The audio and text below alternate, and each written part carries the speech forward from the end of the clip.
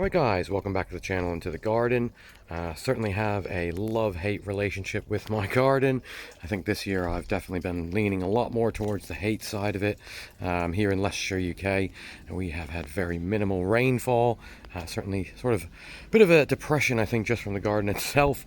All of the watering and sort of general drought we've had. I mean, recently, up until around a few days ago, it had been nearly sort of 9-10 weeks since we'd had any sort of rainfall at all, which essentially meant sort of out here all the time, sometimes twice a day, even more, during the kind of 4 to 5 heat waves we've had this year, trying to keep the garden cool and watered, and it's absolutely been a struggle. A lot of plants have definitely been really unhappy for it. Also, I think I've decided to maybe start some projects when I probably shouldn't have, bought some plants when I probably shouldn't have if I'd known that we were going to be in such a dry year this year. You see, we're just looking at the empty pond here. Did actually find that little table at the bottom of it. We ended up draining this, as this is eventually, again, the swimming pond, but it's absolutely foul, got disgusting, so we've taken all the fish out. We're struggling to do so. We've moved them into the back secret pond back here. But yeah, just basically, I think this year, really, I don't know how you guys have found it. Certainly put in the comments sort of how your watering schedules and everything have been. I know myself, it has been a good few hours a day doing watering around the garden, especially in the tree fern area over here.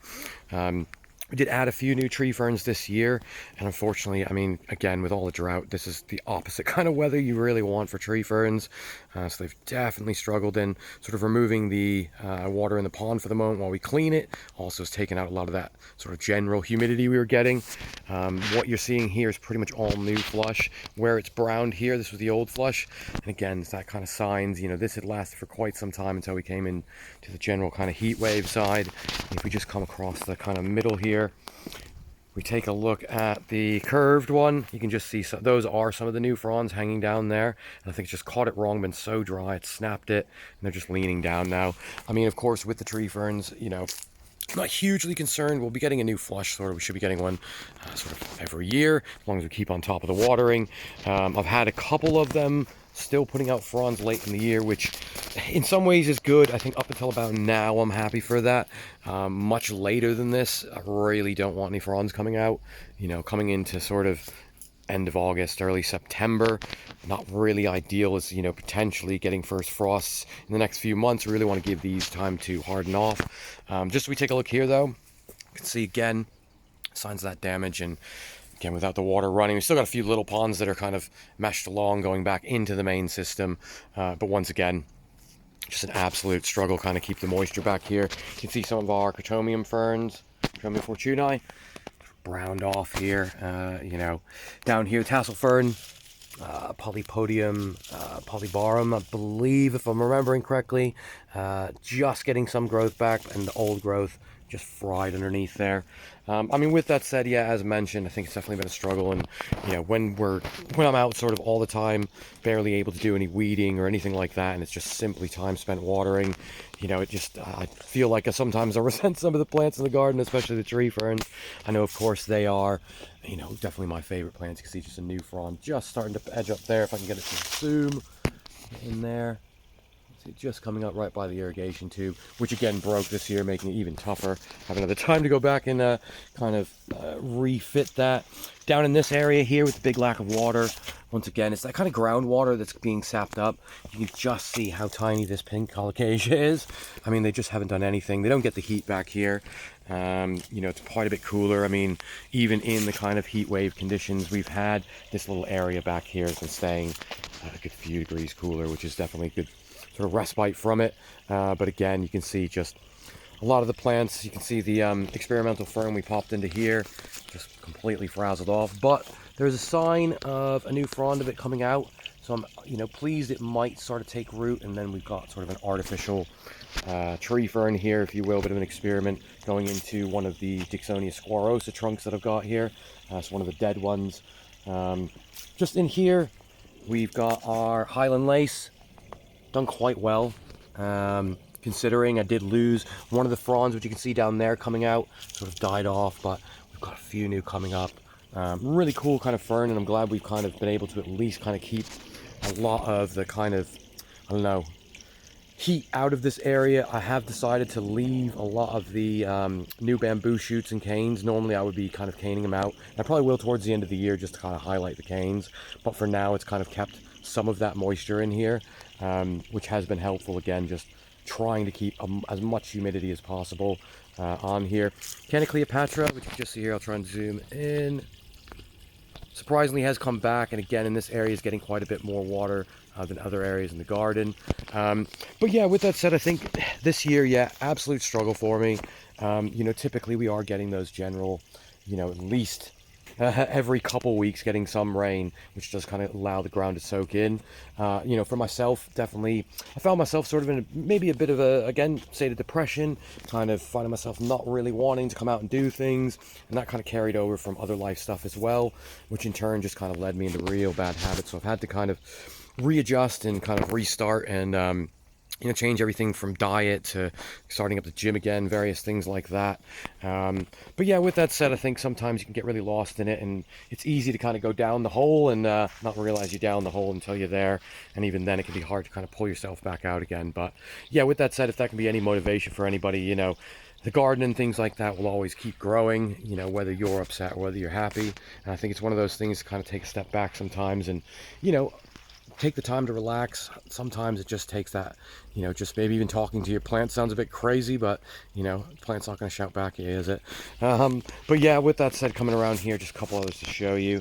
Did add some of the Nephophia in here, and once again, this area is just needs an incredible amount of work. Sort of back off our summer house here.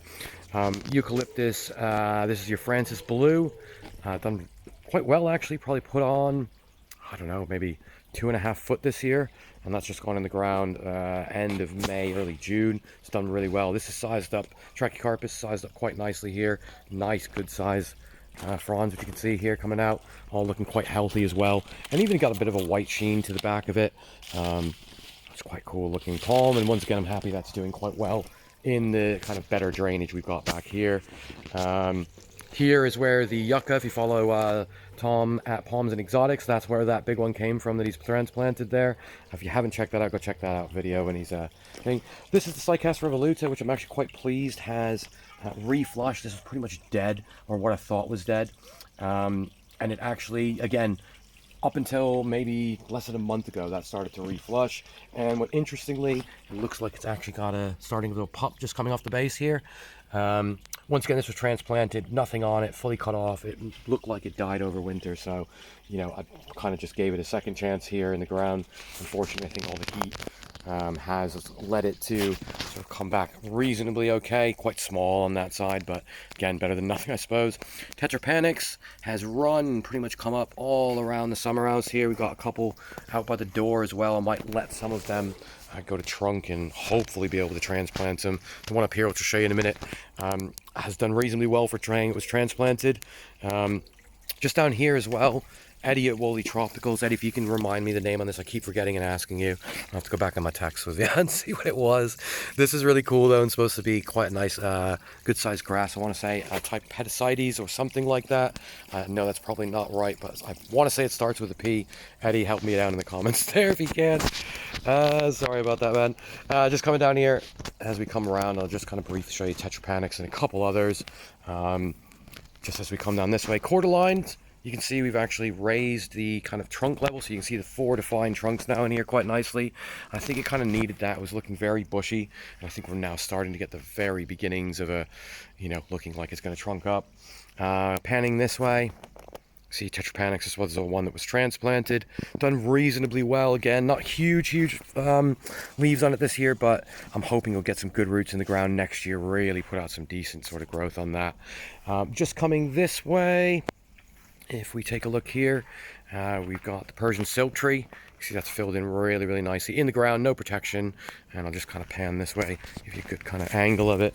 It's really sized up quite nicely here. It's been flowering for, I don't know, the good past few months as well.